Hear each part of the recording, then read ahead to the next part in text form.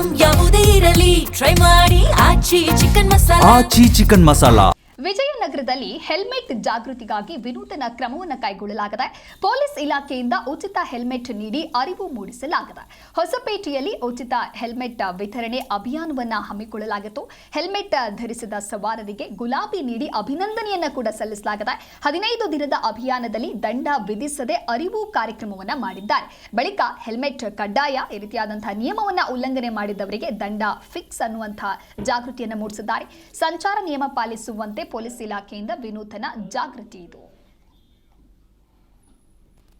ಹಾಗೆ ನಮ್ಮ chief judicial magistrate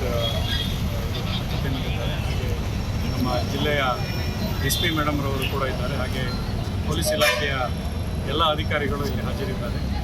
ಇವತ್ತಿನ ನಮ್ಮ ಕಾರ್ಯಕ್ರಮದ ಉದ್ದೇಶ ಏನಂತ ಹೇಳಿದರೆ, ಪ್ರತಿನಿತ್ಯ ನಾವು ಪತ್ರಿಕೆಗಳನ್ನು ನೋಡುವಾಗ ಅತಿ ಹೆಚ್ಚು ಮರಣವಾಗ್ತಾ ಇರೋದು ಈ ದ್ವಿಚಕ್ರ ವಾಹನ ಅಪಘಾತದಲ್ಲಿ ಜಾರು ಬಿದ್ದಿರುವಂಥದ್ದು.